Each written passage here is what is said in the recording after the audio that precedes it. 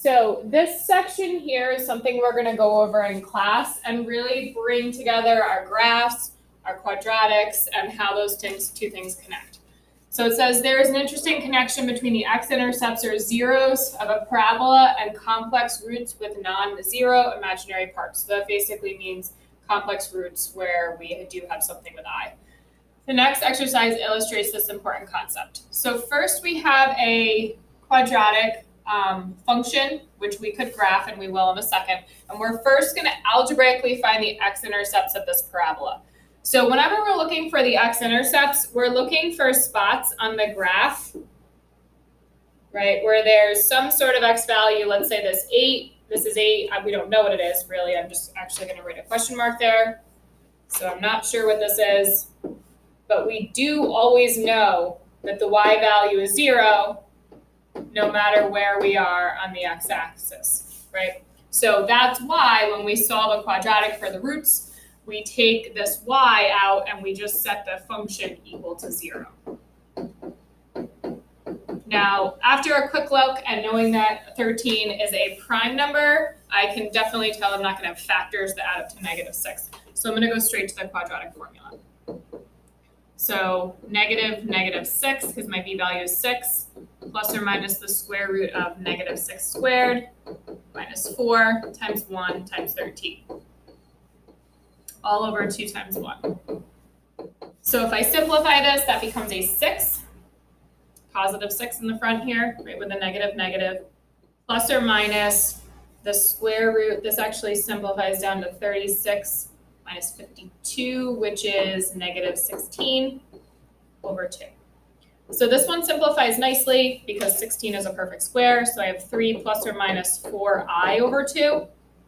So my solutions are 3, once we cancel this, right? So we have a 3 and a 2 and a 1, plus or minus 2i. Okay, so I could write them as 2 separate answers. So the next thing we're going to do, and I'm going to bring up Desmos for this, we're going to use our calculator to sketch a graph of this parabola. Now, I want my calculator to look exactly like this. So I'm going to set my window to match these numbers. Okay. So let me go over to the calculator in my room. So I have to sit down for this part. So here's Desmos. I probably have the last graph I made a video of up. So we want x squared minus 6x plus 13.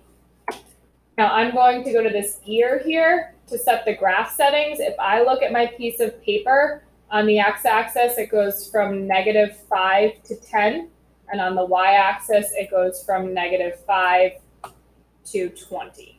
So that's just because then if I'm sketching it and drawing it, I can see it really well. So here's my parabola. I notice it crosses at 0, 13. If I wanted to click around, the minimum is 3, 4. I'm just going to sketch it in. That's not really the point of this graph here to find those values, but just as a reminder of how to use it. So back to the graph.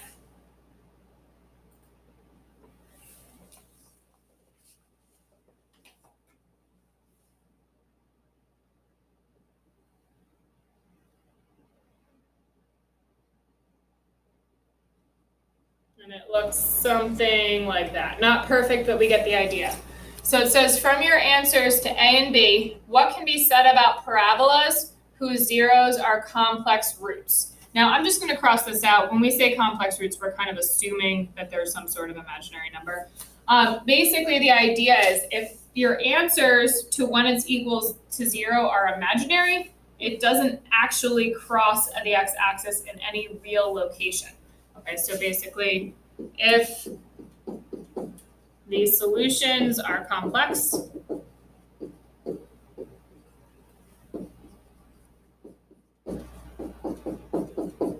the graph does not cross or touch the x-axis. And if we had normal school, like non-pandemic, non-hybrid school, we would actually spend a little more time on this. It's one of the things we decided to cut. I automatically knew that the graph would not cross the x-axis as soon as I saw that negative 16, because that told me that those complex roots were coming, right? We were going to get an I in our answer. And that's kind of important because I didn't actually have to do the whole problem. I could have even just done this. I could have just figured out what that number was without even writing the whole quadratic formula.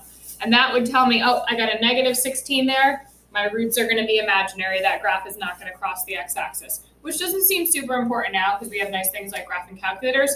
But if you were way before graphing calculators and you were just kind of interested in what this parabola looked like, you could get an idea just by finding that discriminant first.